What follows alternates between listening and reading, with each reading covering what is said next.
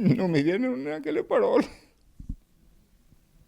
Sii forte e affrontiamo tutto assieme. Così Giorgio, le lacrime agli occhi, la disperazione nel suo volto e tante domande a cui non riesce a dare una risposta. La moglie, titolare di una piccola azienda di carpenteria metallica a Mogliano, ieri ha tentato di togliersi la vita sotto il peso di una vicenda tributaria che l'ha distrutta. Tutto inizia alla fine del 2019, quando l'Agenzia delle Entrate avvia degli accertamenti fiscali.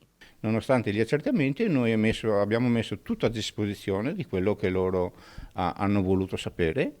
Non hanno trovato nulla di illecito e poi si sono accaniti su di noi. Ma scattano due procedimenti, uno penale e l'altro tributario. La donna, ci racconta il marito, viene assolta dal giudice perché il fatto non sussiste. Secondo l'Agenzia delle Entrate, la ditta di Mogliano avrebbe messo delle fatture false ad un'azienda straniera che secondo l'accusa non sarebbe esistita. Azienda straniera che in un secondo tempo invece sarebbe risultata operativa. A un certo punto sono arrivate altre cartelle esattoriali da molti soldi, da 50.000 a 60.000, da 130.000 euro, da pagare entro 30-60 giorni. Il giudice dispone sempre, secondo quanto ci riferisce Giorgio, la sospensione dei pagamenti, ma niente, continuano ad arrivare le cartelle. La donna cade in depressione. Purtroppo lo Stato si accanisce sempre sui deboli e questa è un'ingiustizia, questa cosa qui. Ora Giorgio spera che la moglie ricoverata in prognosi riservata riesca a farcela. No, io non pagherò mai niente di queste cose qua,